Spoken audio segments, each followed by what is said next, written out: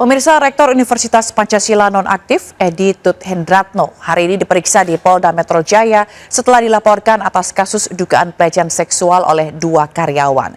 Edi Tut Hendratno diberhentikan sementara pasca di demo mahasiswanya lantaran diduga terlibat kasus pelecehan seksual.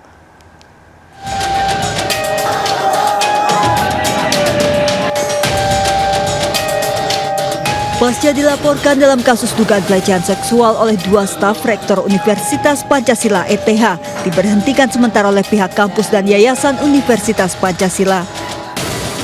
Yayasan mengaku akan memberikan perlindungan terhadap korban. Korban nanti kita pulihkan hak-haknya.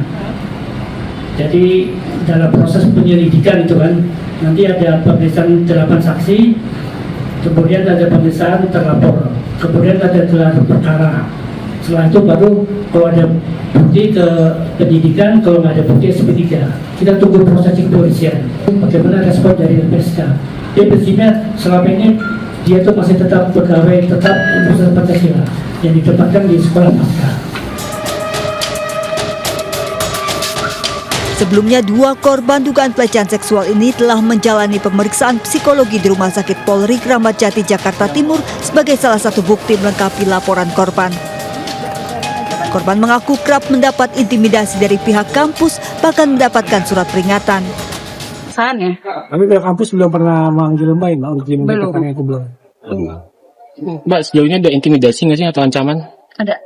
Kalau ancaman tidak, tapi intimidasi itu lebih ke peraturan yang memang tidak membuat saya nyaman. Terkait dugaan kasus pelecehan seksual ini, mahasiswa Universitas Pancasila sempat berunjuk rasa dan blokade Jalan Raya Lenteng Agung di depan kampus. Tim Liputan iNews melaporkan. Pemirsa, Rektor Universitas Pancasila nonaktif Edi Tut Hendratno masih menjalani pemeriksaan di Polda Metro Jaya terkait kasus dugaan pelecehan seksual yang dilaporkan 2 karyawan. Sebelumnya Edi Tut Hendratno berhalangan hadir saat pemeriksaan Senin lalu. Dan kita akan bergabung dengan Faisal Rinaldi yang berada di Polda Metro Jaya saat ini. Faisal, selamat siang, silakan dengan laporan Anda. Ya, baik, selamat siang Zila dan juga pemirsa. Memang hingga saat ini proses pemeriksaan Rektor nonaktif Universitas Pancasila Edi Tut Hendratno memang saat ini masih berlangsung. Dan kurang lebih sudah 2,5 jam memang proses pemeriksaan tersebut berlangsung, di mana tadi dimulai sekitar pukul 10 pagi tadi. Dan dari pantauan kami di sini pula Zila, memang tadi Edi tiba di gedung Ditreskrimum Polda Metro Jaya sekitar pukul 10 pagi tadi ditemani dengan kuasa hukumnya. Memang tak banyak kalimat yang memang disampaikan oleh Edi ketika mendatangi gedung Polda Metro Jaya, namun tadi Edi sempat menjawab beberapa pertanyaan dari awak media, di mana tadi ada yang sempat menanyakan terkait kasus dugaan pelecehan seksual tersebut, di mana dalam pernyataan tersebut memang Edi membantah telah melakukan pelecehan seksual terhadap karyawatinya, dan berikut pernyataannya. Tuduhan-tuduhan yang dilayangkan dari pihak korban gimana? Enggak, nanti saya sudah ditunggu sama penyidik, jadi Kemarin kan ada bantahan dari pihak kuasa hukum, paling barangkali dari Prof ada bantahan. Nah, semua dari kuasa hukum. Beliau. Tuduhan-tuduhan tersebut aku nggak ada. Oh, enggak dong. Itu enggak dong. Enggak dong. Yang kabarnya korban dipegang ada sensitifnya terus dicium sama itu enggak? Enggak lah. Ya. Baik, terima kasih Faisal atas laporan Anda langsung dari Polda Metro Jaya, Jakarta. Kita ke informasi selanjutnya, pemirsa. Seorang dokter ortopedi di Banyuasin, Sumatera Selatan melakukan pelecehan seksual terhadap istri pasien. Korban yang tengah hamil diperdaya dengan disuntik cairan yang diduga berisi anestesi hingga korban tak sadarkan diri dan dicabuli di kamar perawatan.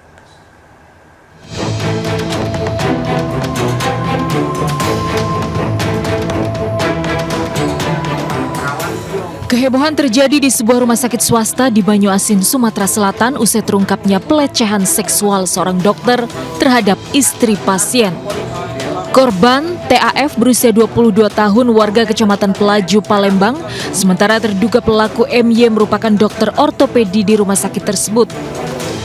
Dari laporan korban ke Polda Sumatera Selatan, kronologi pelecehan seksual terjadi saat korban menjaga suaminya dirawat usai kecelakaan.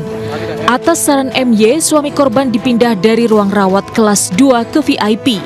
MY selanjutnya menyuntik suami korban hingga tertidur lelap. Dengan dalih agar stamina fit, MY juga menyuntikkan vitamin ke korban yang tengah hamil. Diduga cairan yang disuntikan berupa anestesi membuat korban tidak sadarkan diri dan dicabuli.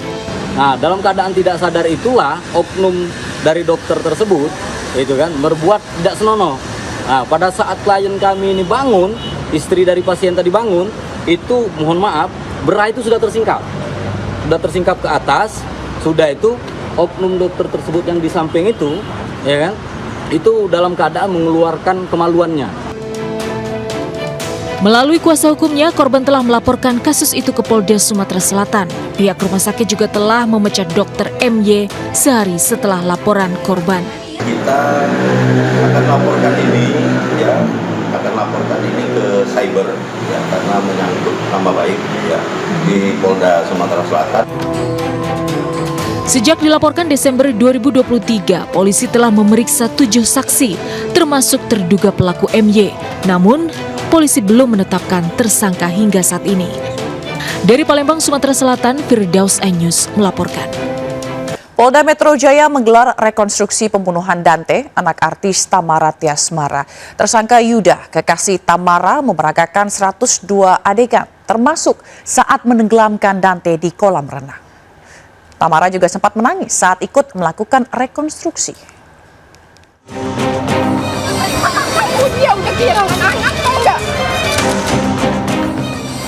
Tersangka Yuda Afandi melakukan rekonstruksi pembunuhan Dante, anak artis Tamara Tiasmara, di kolam renang di kawasan Pondok Kelapa, Durensawit, Jakarta Timur. Di lokasi, kekasih Tamara ini memperagakan sebanyak 102 adegan. Di adegan ke-31, Yuda mengajak anaknya serta Dante pindah ke kolam renang sedalam 1,5 meter untuk orang dewasa. Yuda lalu memperagakan saat menenggelamkan Dante di kolam renang. Rekonstruksi ini digelar untuk memastikan fakta kejadian. Dari rekaman CCTV, Yuda juga terlihat sebanyak 12 kali menenggelamkan Dante dengan dalih untuk melatih pernafasan. Adegan yang diperagakan pada saat pelaksanaan rekonstruksi di kolam renang sejumlah 102 adegan, yang mana dari 102 adegan ini terdapat 69 adegan di mana tersangka ini selama 12 kali menenggelamkan korban. Sebelum di kolam renang, rekonstruksi digelar di halaman Polda Metro Jaya sebagai lokasi pengganti rumah pelaku. Tamara yang ikut melakukan rekonstruksi sempat menangis saat mengingat kembali awal sebelum kejadian. Dari kasus ini, tim penyidik Polda Metro Jaya telah memeriksa sebanyak 36 orang saksi dan ahli. Tim penyidik akan melakukan pemberkasan kasus dan pendalaman hasil penyelidikan untuk menaikkan kasus ini ke peradilan. Dari Jakarta, tim liputan iNews melaporkan.